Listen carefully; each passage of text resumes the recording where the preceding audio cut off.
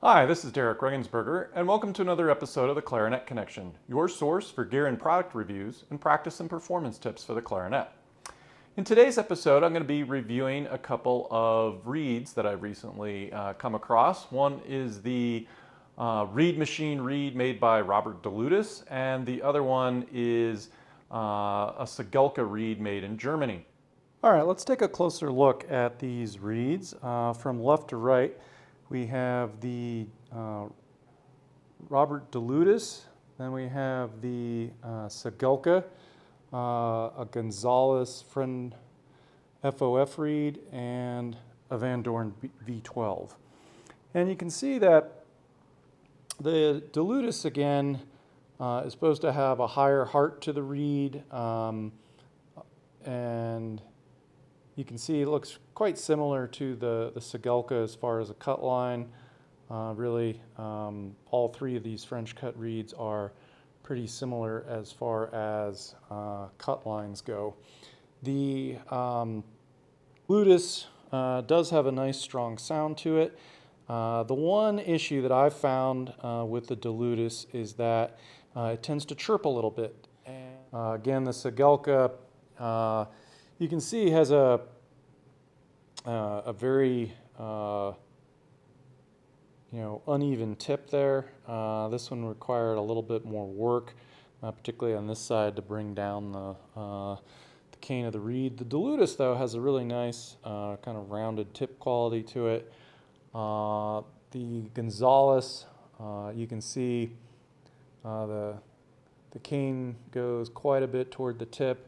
And then with regard to the V12, you can see just how much more open that particular tip is than the other reed. So it's a pretty free-blowing reed, but it's probably not going to be quite as good in the high register just because it's got less cane in the tip. So that's a trade-off with V12s. With regard to the V12, you have to be aware that you may have a trade-off between the high register and kind of ease of blowing, and then the harder you go with V12s, the more difficult they are to really get a free blowing sound out of. So it's definitely a trade-off with that reed type.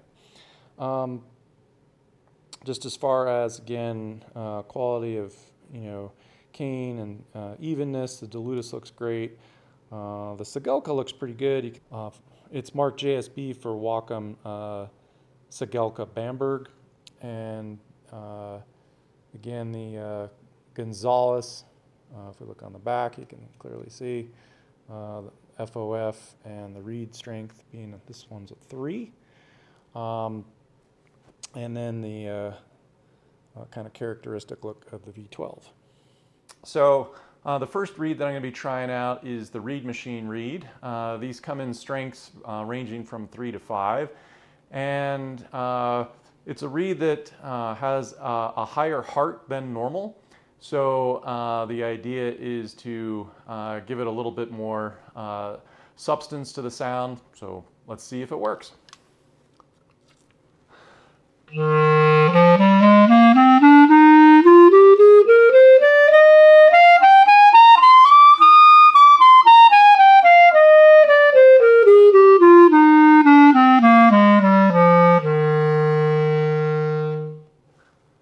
So far, so good. Let's try out a couple of excerpts.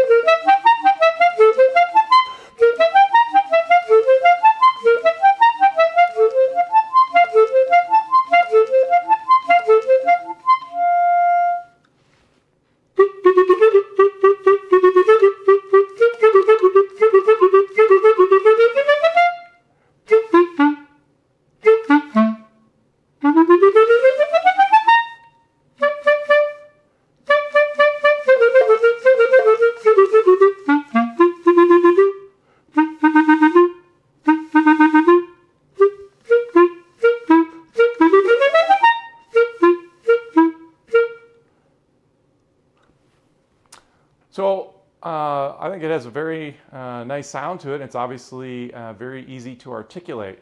I think one of the nice things about this reed is it really responds well.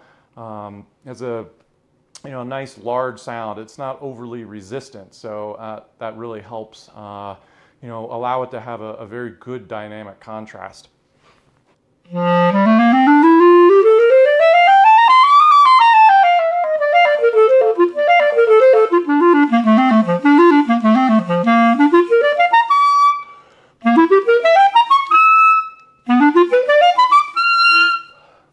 So in general, I like this reed. The only thing, it doesn't have quite as firm a tip as I would like.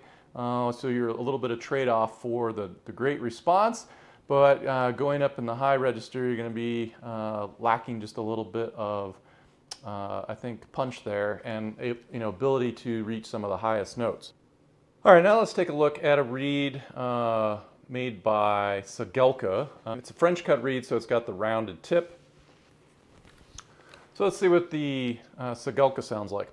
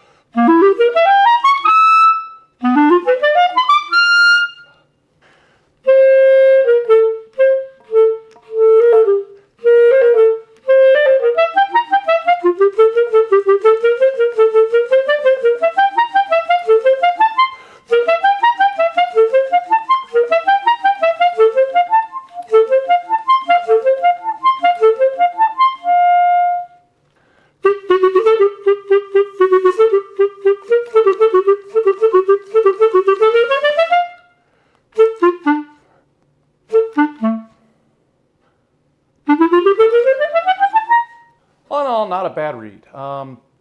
It has nice articulation to it. It's fairly responsive. It doesn't have quite the tip strength that I'd like to play up high. And its sound overall isn't as full and rich as either the Dilutis or the Woodstone reeds. So overall, it's not bad, but given the price point, I don't think it's worth the investment. It's $50 a box for these reeds. And I just don't think they're better than some of the other varieties, V12s, Woodstone, the Gonzalez reeds that are more in the $30, $35 range. So overall, I don't think the Seggelkes are worth the money. They're nice reeds, but again, I think there's better options out there for the money. All right, thanks for watching the Clarinet Connection, and tune in next. Thanks for watching the Clarinet Connection, and tune in next time for another episode.